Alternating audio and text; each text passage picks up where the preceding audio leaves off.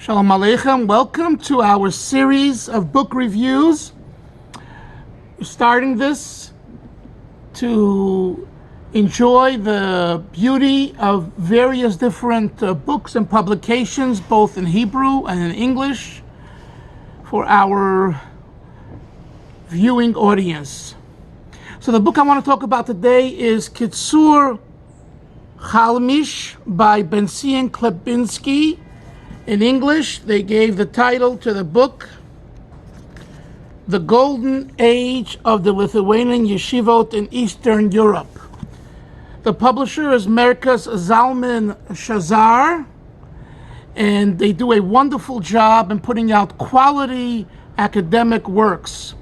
And in this book, Bentzion Klibansky really opens up for us the inside view of what was happening in the Lithuanian yeshivas pre-Holocaust.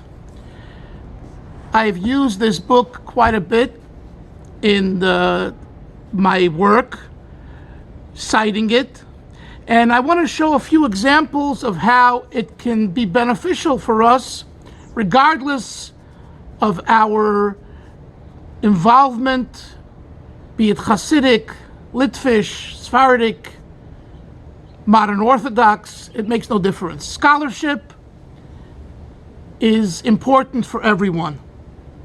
So Klibansky talks about the inner makings of the yeshiva Slabodka. Today, Slabodka is yeshiva in Jerusalem, but years ago, it was in a little city, village, town called Slabodka in Lithuania. The Rosh Yeshiva there was Rabbi Moshe Mordechai Epstein, also known as Moshe Mottel Epstein, Rabbi Moshe Mottel Epstein. But the mainstay of the yeshiva was the famous person called the Alter of Slabodka, the old one of Slabodka, Rabbi Nosson Tzvi Finkel. Of late, there was a Rosh Yeshiva in Mir in Yerushalayim called Rabbi Nosson Tzvi Finkel. He's a name after the original Nosson Tzvi Finkel. This Nosson Tzvi Finkel of Slabodka was a powerhouse in giving hadracha based on Musar. He, being a Talmud of Musar, he embraced Musar, and he wanted to have Musar become a mainstay in all Litvish yeshivas. Now you have to understand he had opposition. Who, for example, was opposed to his desire? It was Reb Chaim Brisker, Reb Chaim Soloveitchik. And we know the great relationship between the Rebbe Rashab and Reb Chaim Soloveitchik. Well, Reb Chaim felt that Musar you learn on your own. You don't take time from the yeshiva curriculum to study Musar. Others followed in Reb Chaim's way, including Reb Baruch Ber Leibowitz, Reb Baruch Ber, who was a Talmud Muvik, a prodigy disciple of Reb Chaim. And this is one of the reasons why Reb Baruch Ber left Slabodka and opened up his own yeshiva called Knesses Beis Yitzchak, because he was against Musar, studying Musar in the curriculum. And Reb Nosson Tzvi Finkel, who he worked for to begin with, was very pro that. So they remained friends, and in fact, students from Slabodka went to hear shiurim by Reb Baruch Ber, but he had to go his own way.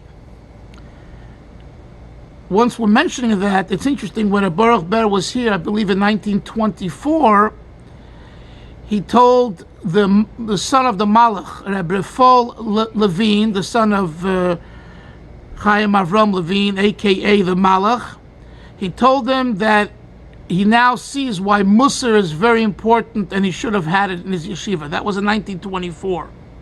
And if he had another chance, he would implement Musar in his yeshiva. So the Nosson Tzvi Finkel used Musar to get to his students. amongst the students weren't only ones who came from Litvische homes. Plenty came from Hasidic backgrounds. I'll give you one example, and I wrote about this in my upcoming book, Hasidim and Gedolim, Volume 2. Take Rabbi Yitzchak Yaakov Ruderman of the Rosh Yeshiva of the Baltimore Ner Yisrael Yeshiva. He grew up in a Lubavitcher home. His father and his grandfather were Lubavitchers from his mother's side. He goes at about 15, 16 years old. He goes to Slabodka. He's completely enamored with the altar, and the rest of his life, he says that the altar of Slabodka basically created in him the change from being a chassid to being a litvak. He didn't do it by bashing Hasidim. In Nathan Kamenetsky's, Reb Nosson Kamenetsky, the son of Reb Yankel Kamenetsky, Reb Yaakov Kamenetsky, who wrote the book The Making of a Gadol, he writes, and he told me this once on the phone, that his father was indifferent to Hasidim and Hasidus, and he got that from the altar of Slabodka. So he didn't bash Hasidim, he just didn't find any purpose. So it meant nothing to the students. And yet Musar was a mainstay. Klibansky in his book goes into details enumerating examples of this.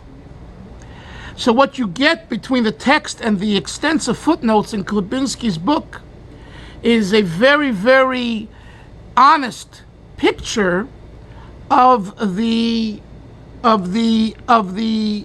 inner makings of a yeshiva like Slabodka.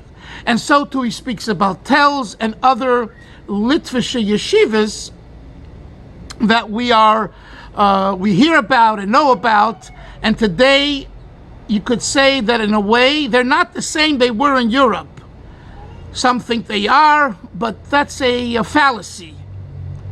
When you read this book, you realize it's a fallacy. Therefore, a book like Ktzur Chalmish from the Shazar Center, named after Reb Shneur Zalman Rubashov, aka Shazar, who not only was a Lubavitcher Chassid and came from Lubavitcher Chassidim, but is actually a descendant of the Balatanya, the Alter Rebbe, the first Lubavitcher Rebbe. And in his honor, they made this Merkaz Zalman Shazar for high quality intellectual books and publications.